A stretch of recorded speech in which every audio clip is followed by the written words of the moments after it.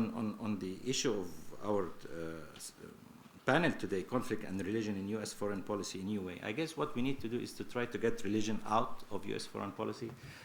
We in Egypt were quite successful in trying to get religion out of our own foreign policy. We even banned creating political parties based on religion. So those who want to practice religion can do that.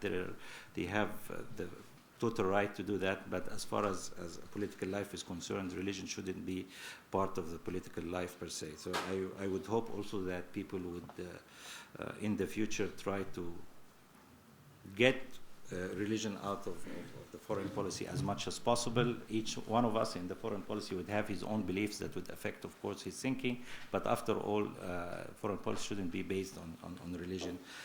Either it's Christianity, Islam, or Judaism. I guess I will stop here and give. Thank you.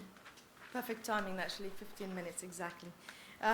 Well, thank you very much, Amr. And I think he raised very interesting points as well when he talked about, and maybe we can raise these questions. Is this a clash of civilization? Is it really something, the West against Islam?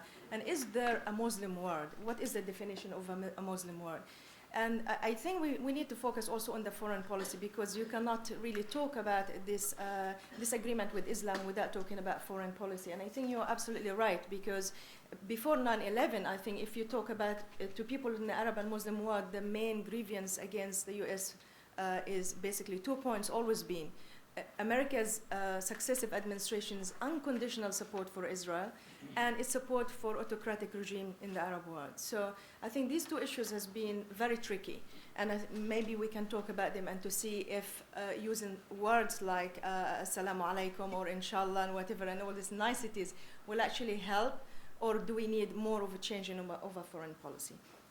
Our second speaker is the ambassador of Indonesia. As most of you know, Indonesia is the largest Muslim country, and we often refer to it as a good example, because unfortunately all of the good Muslim countries who have practiced democracy as non-Arab, well, fortunately, I don't know about that, but we wanted to say that in the Muslim world we don't have these examples. So if you talk about Indonesia and Turkey and India, actually, which has the second largest Muslim population, is all peaceful and they have been practicing democracy.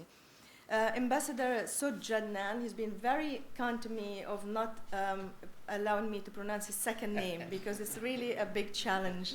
And luckily in Indonesia you can go by your first name.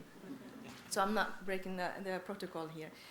He has an extensive experience, 2 decades in the foreign ministry and foreign affairs in Indonesia. He also worked, among other places, in Australia.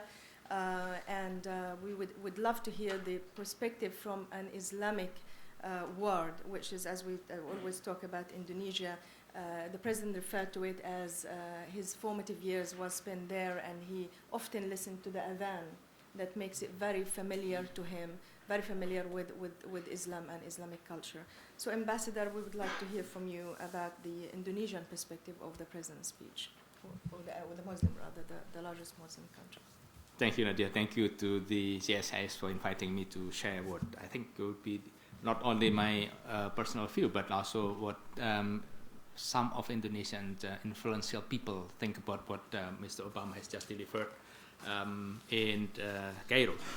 The fact that Mr. Obama has been living in Indonesia for some years, and secondly, when we in Indonesia noticed what Mr. President Obama said during the inauguration speech, when he said that to the Muslim world, we seek a new way forward based on mutual interest and mutual respect. I think this is a key word which President Obama has been able to attract positively the attentions of almost everybody in Indonesia. As you may know, with some 205 million Muslim living in Indonesia out of 237 million, then Indonesia basically a predominantly Islamic country.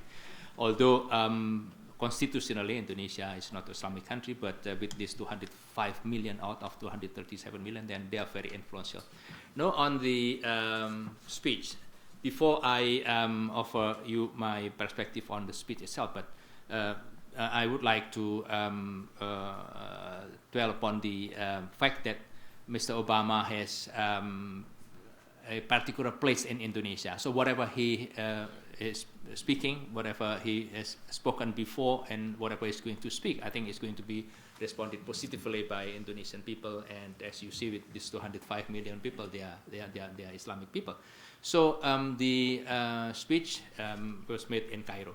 Some of our friends around this country previously think that Indonesia will be disappointed for not being the place of the speech delivery of Mr. Obama. But as we finally recognize, the speech is not, in the view of most of Indonesian people, the speech is not very much on Islam, but more on the Middle East problems.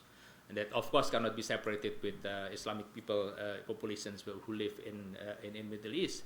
So, judging from the number of the people in Middle East, in terms of how many million of those Islamic people live there, so probably around one fifth of all